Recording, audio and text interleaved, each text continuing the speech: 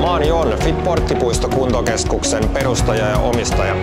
Fit-Porttipuisto avattiin vuonna 2018 ja sen jälkeen toiminta on kehitetty asiakaspalautteen pohjalta. Mä oon itse harrastanut kuntosalitreenaamista noin 3 vuosikymmentä ja sen pohjalta on muodostunut selkeä kuva, mitä hyvältä treenipaikalta vaaditaan.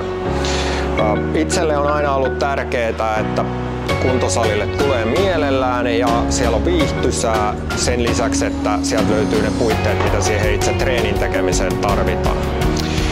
Mennään katsomaan, mikä tekee Fit-Porttipuistosta viihtysän treenikeitaan.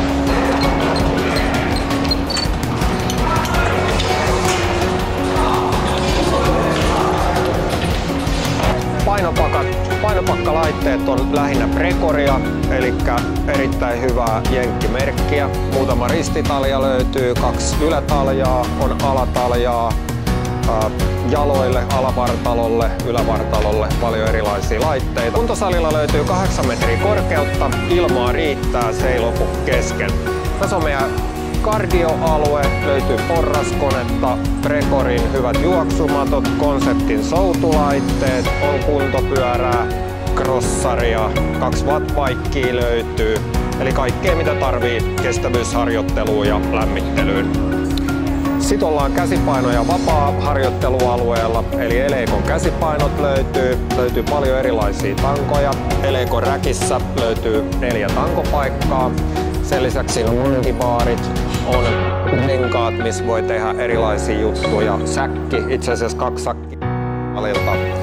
Kelkkarata on tossa, eli hyvin monenlaista treeniä pystyy tässä kohtaa tekemään. Eli toiminnallista treenitila oli ison salin puolella ihan hyvin, mutta sitten meillä on vielä erikseen tämmöinen lisätila toiminnalliseen treeniin.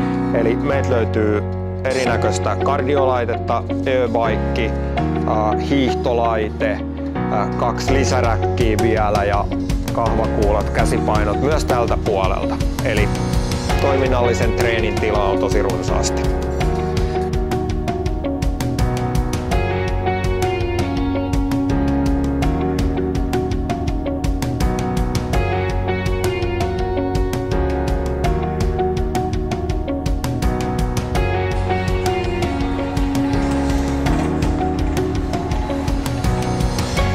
No niin, siinä oli pikainen esittely Fit-Porttipuisto kuntokeskuksesta. Parhaan käsityksen saat, kun tuut itse paikalle koetreeneille. Se ei maksa mitään, tervetuloa ja muista, aina voi vähän treenata.